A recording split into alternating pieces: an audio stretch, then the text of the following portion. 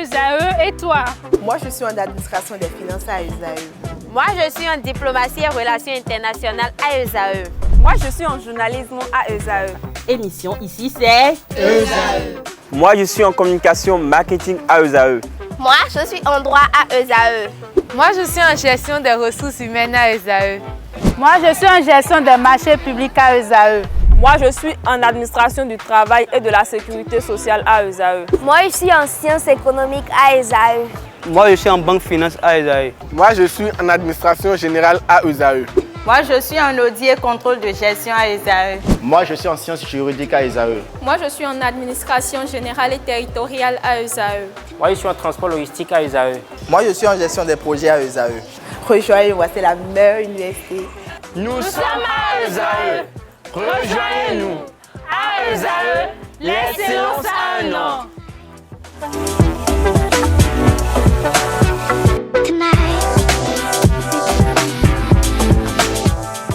Bonjour à toutes et à tous, bon réveil dominical, bienvenue sur l'Invité. Ce dimanche, fidèle ami internaute de l'Invité, je reçois pour vous Dr Apollinaire Valentin Ephrem Luc Somakpo, alias Dr Savel. Il est médecin généraliste, membre de la cellule de formation du parti politique Union progressiste Le Renouveau, acteur politique de la 16e circonscription électorale. Bonjour à vous. Bonjour, monsieur le journaliste. Merci d'avoir accepté l'invitation. Merci d'être à nos côtés dans le studio sur USAE TV. C'est moi. Avec lui, chers amis internautes, nous allons survoler les grandes actualités de la semaine, notamment la limitation des naissances qui fait couler beaucoup d'encre et de salive, ainsi que le retour de Hervé Réromet au Parlement, les implications politiques d'effraient la chronique, le débat autour de la révision de la Constitution. On en parlera également au cours de cet entretien, la lutte contre le terrorisme engagée par le gouvernement, l'État central. On en parlera également. Et en fin d'émission, si le temps nous le permet, il nous dira un mot sur les accidents mortels sur nos routes. Bonjour à nouveau, Dr Luc Ephrem Somakpo. Bonjour, monsieur le journaliste, et bonjour, amis téléspectateurs. Alors, dites-nous d'entrée de jeu, la limitation des naissances, les débats vont de part et d'autre depuis que le gouvernement a annoncé les assises qui vont en débattre. Vous, en tant qu'acteur politique, qu'est-ce que vous retenez de cette ambition du gouvernement? Merci beaucoup. Encore une fois, je salue les amis téléspectateurs et téléspectatrices. La limitation des naissances. Nous allons remonter un peu dans le temps. Bien avant, dans l'ancien temps, nos grands-parents, nos aïeuls, ils avaient beaucoup de naissances. Pourquoi? Parce qu'ils avaient les terres. C'était pour un but bien déterminé. Ils avaient les terres. Très souvent, la force de l'homme dans l'ancien temps, c'est d'avoir assez d'enfants, et ça se passait même en concurrence. Les temps évoluent. Tout évolue. Si on ne peut pas toujours remonter dans le temps et rester toujours dans le passé. Il faut vivre dans le temps et faire avec son temps. Vous voyez. Le gouvernement n'a jamais parlé de limiter la naissance. Si on suit bien les débats, le problème du gouvernement, c'est bien au niveau, n'est-ce pas, de comment faire que les enfants nés puissent avoir un avenir très très convenable, un avenir prometteur pour le développement de ce pays. La naissance, c'est ça qui participe en grand lot au développement d'un pays. C'est les hommes, n'est-ce pas, nés dans un pays qui font de ce pays-là, n'est-ce pas, un pays développé, un pays avancé, n'est-ce pas. Maintenant, ce que nous sommes en train de dire ici, et il faut bien suivre le gouvernement, on dit, méthode de naissance, n'a jamais limité. Oui. Vous pouvez procréer, vous pouvez faire 10 enfants, 100 enfants. Comment on peut limiter une naissance alors que nous sommes 77 communes et tous ces villages-là, on va limiter, on va les surveiller par quel plan c'est pas sanitaire et pouvoir les faire chaud là. Et pouvoir les interdire qu'on doit aller à 2, 3, voir un enfant par ménage, non. Mais le gouvernement nous nous dit que pour procréer, il faut que toi, papa, mais vous qui êtes dans le couple, vous pouvez être à mesure d'assumer vos responsabilités, n'est-ce pas, de pouvoir vous occuper bien des enfants, de leur avenir, de leur scolarisation, hein, bon, de ce qu'ils vont manger. Vous me comprenez? Assurez-moi, les 5 besoins fondamentaux doivent être sûrs. Et comment? Mais par rapport à la question, vous-même, qu'est-ce que vous en pensez? Ce que j'en pense, je vais vous dire, pour créer, il faut être sûr que tu dois, n'est-ce pas, tu dois pouvoir quand même t'occuper des enfants. Qu'est-ce que nous appelons s'occuper des enfants? S'occuper des enfants, c'est de pouvoir de lutter contre la délinquance de demain. Hein, les vols, hein, les drogués, c'est-à-dire les démunis sociaux. Hein. Assumer, n'est-ce pas, la naissance des enfants, c'est de vider nos prisons. C'est une manière de vider les prisons. Quand on condamne le gouvernement, quand on remplit les prisons, non. Si les gens ont une conscience, n'est-ce pas, sociale, c'est-à-dire ont une assise sociale plus ou moins acceptée, on n'aura pas des bandits, des braqueurs, des voleurs, excusez-moi les termes, des gaïmans dont on parle. C'est ça le problème. Donc pour vous, en essayant un peu d'appeler tout le monde à cette conscience-là, on va réduire un peu le taux des jeunes dans les prisons et le taux de délinquance juvénile, c'est ça? Mais tout ça là, le taux de la délinquance, de cette dépravation des mœurs, et vous voyez, même, c'est quoi la limitation dont on parle? Quand vous procréez, assumez. Vous avez actuellement, à l'heure où nous vous parlons, je vous dis, beaucoup de papas ont démissionné. Beaucoup de pères ont démissionné. Vous voyez combien de mamans malheureuses. Je profite pour saluer la gente féminine, hein, pour leur souhaiter beaucoup de courage. Hein. On les met enceintes, on les abandonne, et c'est la plupart de ces mamans-là qui s'occupent des enfants. Vous voyez, la plupart de leur scolarité, de leur nourriture, de leur aller et venue. Vous voyez combien de fois, c'est aberrant, c'est choquant. Il n'y a pas de conscience de nos pères, de beaucoup de nos pères actuellement. Et vous voulez qu'il y ait des enfants par-ci, par-là. Quel serait le résultat futur? Mais comment cela va se faire selon vous? Selon vous, quelle doit être l'issue de cette assise-là que projette le gouvernement? L'issue de cette assise-là, d'abord, le gouvernement a bien réfléchi. Là, ils ont parlé d'une assise générale. Tout le monde est convié. Il y aura presque toutes les couches. Donc, chacun aura son mot à dire. Et c'est de par ces mots dits que le gouvernement, par un rapport succinct, pourra maintenant nous faire sortir comment nous allons vivre dans cette limitation de naissance. On n'a jamais dit qu'on va pas faire, qu'on va limiter, on va donner une ligne de conduite aux gens pour la naissance. Mais on va les aider plutôt à mieux vivre dans cette procréation faite. C'est très important. Mais les gens n'ont pas bien compris. Les gens n'ont pas bien compris selon vous.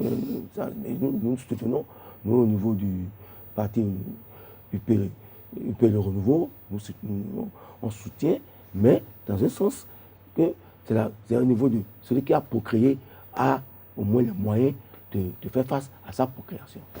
Merci à vous, Dr Ephrem Somakpor. Merci pour vos opinions par rapport à ce sujet qui a fait l'actualité tout au long de cette semaine et a partagé les gros titres à la une des parutions de cette semaine. Alors, nous allons parler également du retour de Hervé Réhoumé au Parlement en tant qu'acteur politique. Quelle est votre lecture de cette décision de la Cour constitutionnelle qui favorise ce retour au Parlement et quelles en sont les implications politiques? Merci, monsieur le journaliste. Je profite pour saluer les deux honorables, Janvier Yawedou et Hervé Réhoumé. les tests ont dit, la Cour constitutionnelle, les sages de la Cour constitutionnelle ont appliqué. C'est une simple application. On ne peut pas, n'est-ce pas, refuser la Cour, n'est-ce pas, de juger. Encore que dans notre pays, notre plus grand recours, c'est bien la Cour constitutionnelle.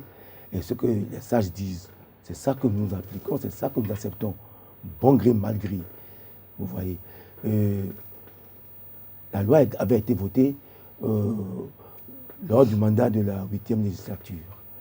Je pense que Janvier Abreu aussi avait bien participé à la loi. Et cette loi de remplacement, de retour du titulaire, n'est-ce pas, à la place du suppléant. Bon, maintenant, si jusqu'à l'heure où nous parlons, c'est encore applicable, je pense que on n'a pas, n'est-ce pas, à condamner, n'est-ce pas, la décision de la Cour. Hein? Et puis, je peux dire, en ce qui me concerne, que bon, Hervé Roumet n'a fait que réclamer peut-être son droit. Mais est-ce qu'à votre avis, ça ne crée pas un imbroglio lorsque l'on sait que des ministres qui étaient au gouvernement ont candidaté pour les élections législatives et sans prendre part à la cérémonie d'investiture des députés de la dite législature reviennent après pour réclamer ce poste-là? Est-ce que selon vous, il n'y a pas un problème de bienséance? Est-ce qu'il n'y a pas quelque chose de tordu? Merci. Est-ce que selon vous, cette législation ne mérite pas d'être relue? Merci, mon journaliste. Et ce que je peux reprocher un peu à ce niveau, M. Hervé Roumet ne s'est pas du tout présenté au Parlement avant que son suppléant ne prenne sa place. Et moi, je pensais même que, bien avant, une lettre de démission doit être déposée. Je pense que ça a été effectué. Ça a été effectué. Et que, bon, maintenant, si ça n'est ainsi, et que le chef du gouvernement, n'est-ce pas, je pense qu'il a eu entendu, ils se sont bien entendus, avant qu'il dépose sa lettre de démission. Il ne pas le faire, c'est nihilo.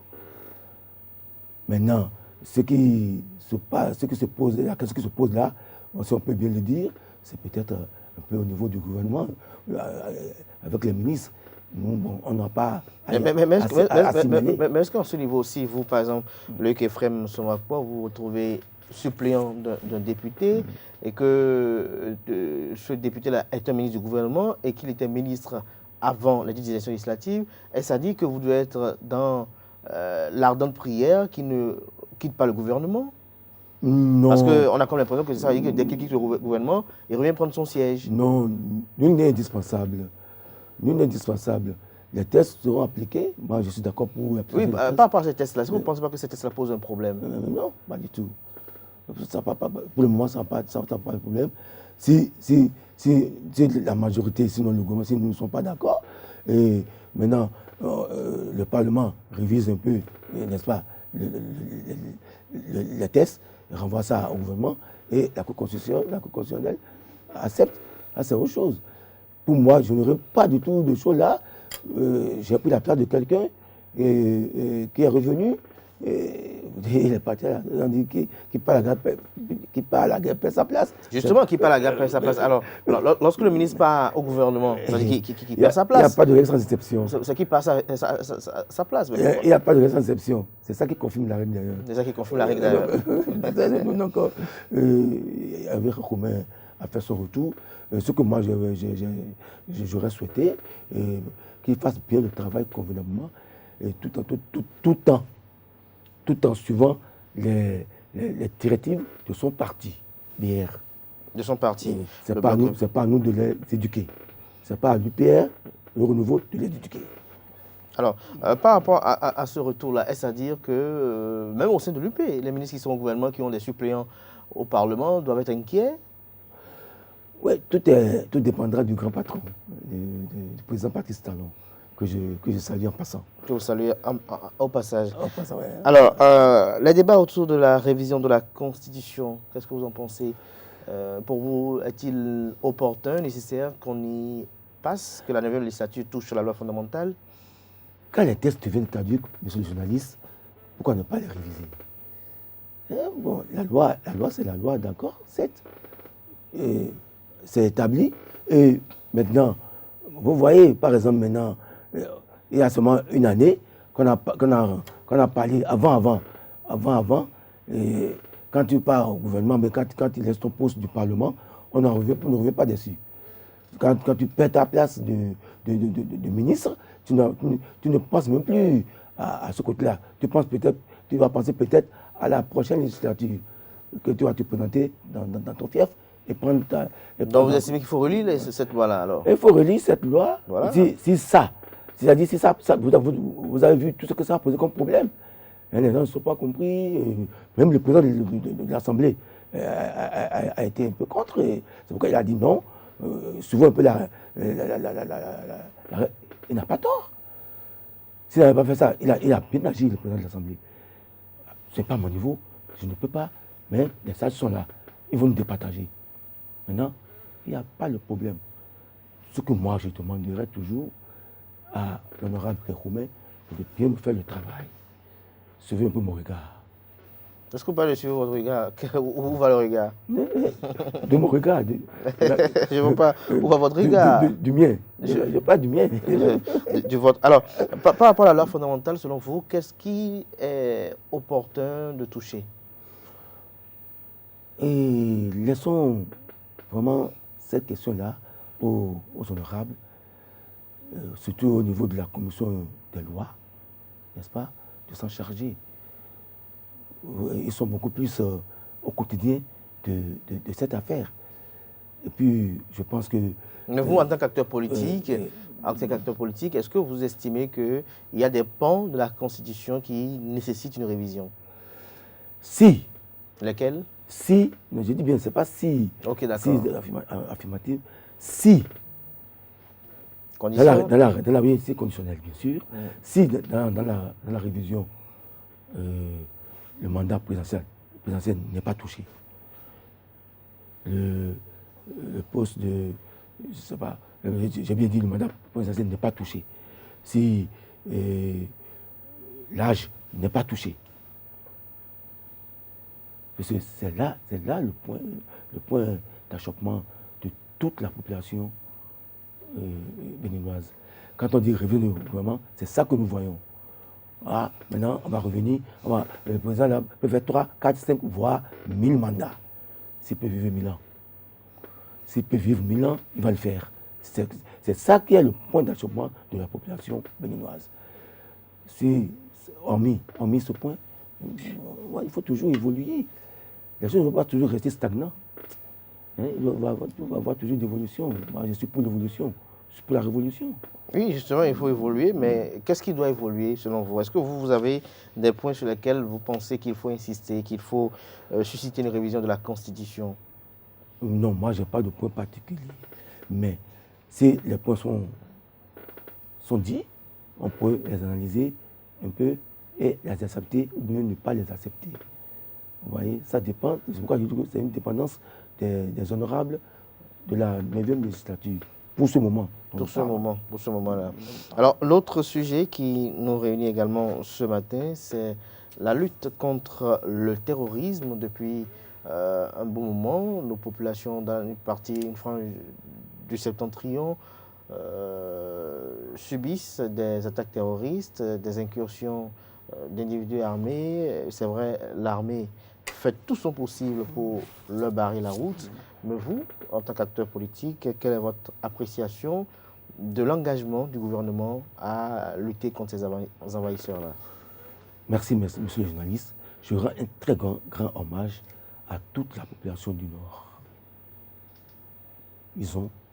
La population, je vous l'ai dit, elle a toutes mes considérations et tous mes hommages. Vraiment, c'est avec grande tristesse que nous apprenons tous ces combats contre eux. C'est l'occasion de leur dire que nous les assistons. Nous sommes avec eux et que le combat, que c'est un combat national, qu'on leur souhaite grand courage. De ce point de vue. Et nous disons aussi merci au gouvernement, à son président, mais à notre président, à Baptiste Talon. Grand merci pour tous les efforts consentis pour cette lutte qui ne prend pas, mais qui doit prendre. Parce qu'on doit voir la victoire. C'est une armée et non des groupes isolés et qui vont combattre. Ce n'est pas des groupes isolés, pardon, qui vont combattre une armée. Je salue encore aussi le gouvernement pour vraiment sa position et surtout son comportement à s'occuper du... Je voudrais dire, vous avez vu comment le gouvernement a pris en compte la partie nord, disons nord-ouest, oui, nord-ouest du Bénin, qui est sud-est du Burkina. C'est une partie délaissée par les Burkinabés, mais que nous avions repris, et c'est pas moi. On a essayé de combattre pour les faire enfoncer, ce qui a permis à l'armée burkinabé de leur coincer, et on a eu une victoire là. Voilà. Il faut féliciter le gouvernement et notre vaillante armée. Je ne sais pas si vous me comprenez. Oui, tout à fait. C'est ça. C'est une stratégie très bien. C'est pour ça que le président était allé au Burkina, pour leur donner une permission, qui ne pense pas que c'est une instruction, et pour leur prendre le territoire. Non. Mais pour les aider peut-être, et pour nous montrer un peu notre génie, le génie de l'armée béninoise. De l'armée béninoise. Est-ce que selon vous, il y a des progrès dans cette lutte? Il y a des progrès. Significatifs? Très significatifs. Vous avez vu les gens, l'ennemi, dans un pays, dans un cas général, vous suivez plus que vous le surveillez. C'est ça qu'il fait. Et il suffit qu'il y a une petite faille et l'ennemi intérieur, il agit. C'est ça notre problème. Vous voyez, c'est ça notre problème. Mais ça n'a pas démobilisé les gens de notre armée, les forces de l'ordre et de la sécurité. Je les salue. Et je salue tous ces gens tombés au champ, tous ces individus, n'est-ce pas, rapatriés, et puis manu militari pour aller se faire égorger. C'est inhumain. C'est horrible. Vraiment, c'est horrible. 21e siècle. Des choses comme ça se passent dans un pays dit pays de développement. Où allons-nous avec le monde humanitaire? Alors cette semaine toujours, le gouvernement a apporté quand même un soutien financier aux familles des victimes de ces actes crapuleux, odieux et inhumains. Le gouvernement a quand même apporté un soutien financier aux familles touchées par ces actes-là. Qu'est-ce que vous en pensez? Merci, monsieur le journaliste. On n'a pas vu que c'est vraiment humanitaire, que le gouvernement vraiment est en train de jouer son rôle. Il a compati, ils ont compati, et le président a réagi. Vraiment, c'est pas ça qui va résoudre la perte en vie des parents, mais quand même, ça va contribuer, n'est-ce pas?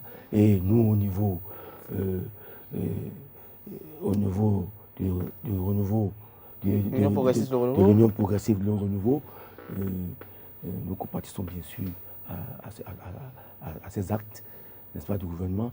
Et ce qui nous concerne, très prochainement, je pense qu'au niveau du bureau central, nous nous apprêtons très bien, n'est-ce pas, pour compléter les actes du gouvernement. Et comment maintenant, les différents individus, n'est-ce pas, la plupart de la population, n'est-ce pas, dans le tram, ciblés dans le tram, je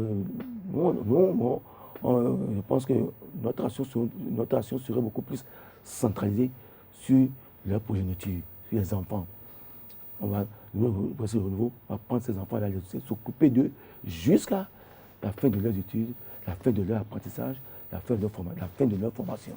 La fin de leur formation. On est en train de prendre cet engagement-là au niveau du parti. Au niveau du parti politique.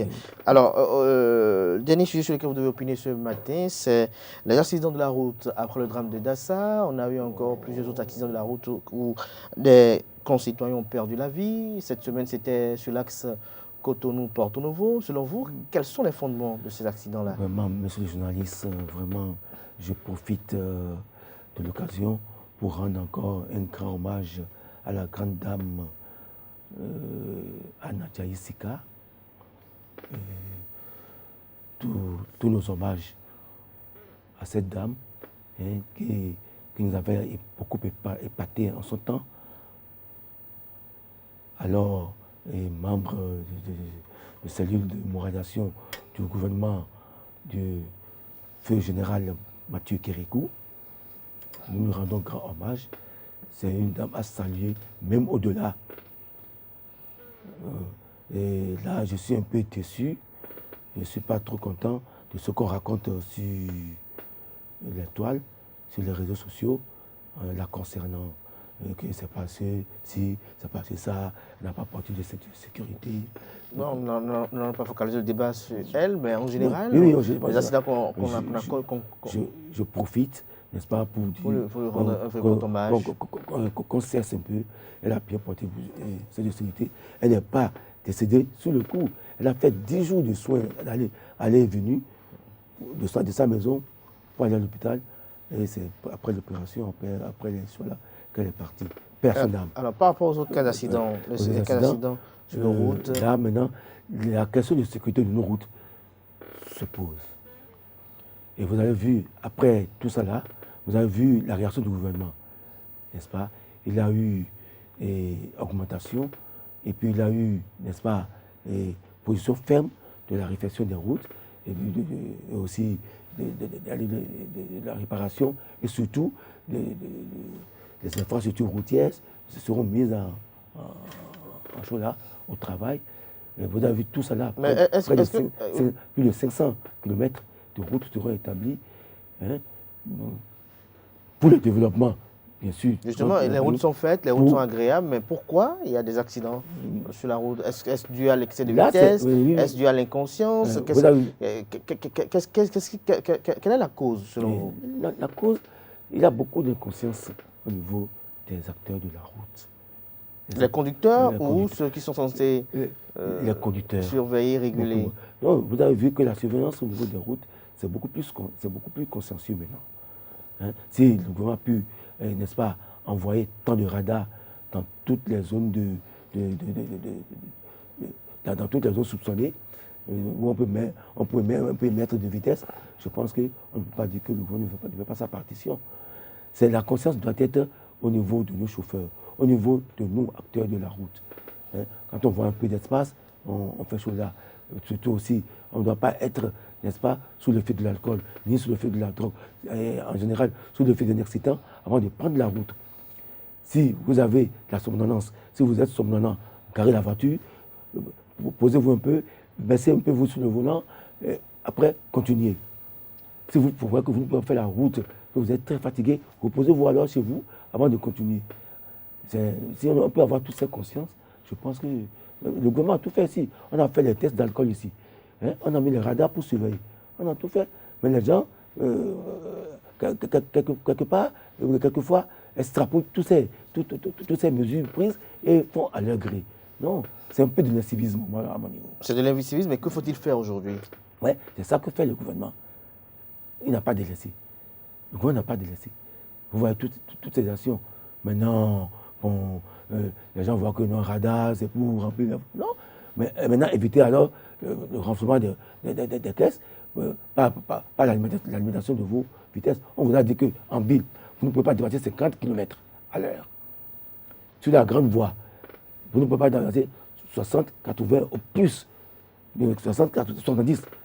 Si on peut rester tout ça là, n'est-ce pas que les réflexes vont vite arriver au moment d'une surprise, n'est-ce pas, devant un danger. On ne respecte rien de tout ça là, et la condamnation, c'est au niveau du gouvernement. Non, je dis non. Merci à vous, Dr Luc Ephrem Somakpo. Nous sommes pratiquement à la fin de cet entretien. Nous sommes à la fin de cet entretien. C'est un rituel sur cette émission. Vous allez regarder droit dans la caméra et dire un mot à l'endroit de ces sympathisants et militants de l'Union progressiste de renouveau qui ont bien voulu suivre cet entretien pour voir ce que vous avez à dire sur l'actualité. Merci, monsieur le journaliste. Sincèrement, tous mes remerciements vont au bureau politique du parti Union progressiste Le Renouveau, surtout à son président, le président Djogbenou Joseph Pifamé, et à tous ses membres. Je n'oublie pas le deuxième vice-président, l'honorable Agbenochi Gérard, la DEA, Christelle Roulombo, l'une des directrices, Chimanja, Annick, tout cela, tous ces gens-là. Vous n'avez pas oublié la vice-présidente, Mariam Chabitalata. Je n'ai pas oublié notre grande dame, la vice-présidente Mariam Chabitalata, épouse Zimé. Que je salue aussi au passage. Et de par elle, je rends encore un grand hommage au grand patron, notre patron, Patrice Athanase Guillaume Talon. Je lui souhaite un très bon séjour, hein, et une très bonne direction toujours qu'il nous a opposée. Nous sommes pour lui, on restera pour lui. Vous êtes pour lui et vous resterez pour lui. Une petite question, ce n'était pas prévu dès le départ, mais vous êtes acteur politique de la 16e circonscription électorale, les élections législatives passées. Qu'est-ce qui a causé l'échec de l'UP dans la 16e? Merci beaucoup, monsieur le journaliste. L'échec de l'UP dans la 16e, je peux vous dire, moi, en ce qui me concerne, je vous dis tout, la main sur le cœur, oui. Franchement, que la campagne au niveau du 6e n'a pas tout pris. À notre niveau, c'est sincère. Je suis là, je vis là. Vous voyez, je ne désigne aucun parti. Les autres partis, il y a certains partis, leur campagne a été plus active que la nôtre. Et pourquoi la vôtre n'était pas active? Je peux dire que c'est un peu au niveau de nos structures de base qui ne sont pas encore trop actives aussi. Les structures de base qui n'étaient pas trop actives. Et c'est ça que nous sommes en train de travailler maintenant pour les prochaines échéances. Les prochaines échéances. Je pense que ça ne va pas être de la même façon. Merci à vous, docteur Apollinaire Valentin Luc Ephrem Somakpo, alias docteur Savel, c'est bien évident ça.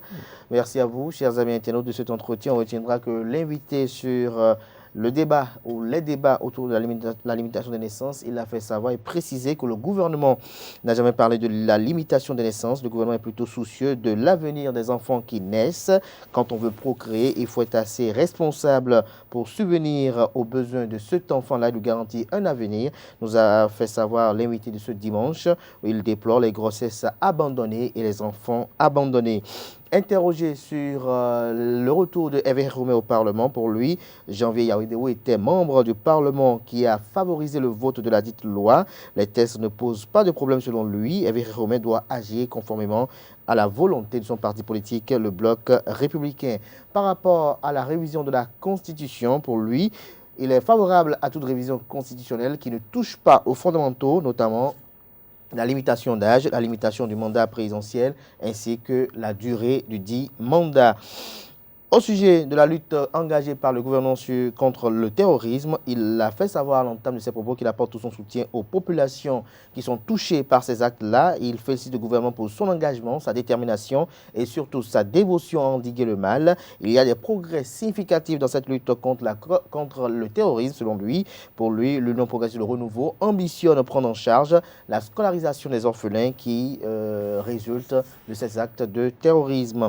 Et il a tenu à rendre hommage à Anne Adjaïsika lorsqu'il a été interrogé sur son opinion sur les accidents de la route. Il a salué la mémoire de l'illustre disparu. Pour lui, les routes sont surveillées au Bénin avec les radars qui sont implantés de part et d'autre afin de contraindre les citoyens à une vitesse réglementaire.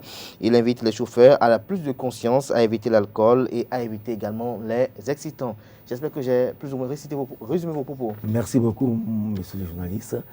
Et je vous remercie pour l'émission. Merci également à vous. Je rappelle que vous êtes docteur Apollinaire Valentin Luc Ephrem Somakpo. Vous êtes médecin généraliste, membre de la cellule de formation du parti politique Union progressiste Le Renouveau. Vous êtes un acteur politique de la 16e circonscription électorale. Merci à vous, chers amis internautes. À dimanche prochain, par la grâce et la volonté divine.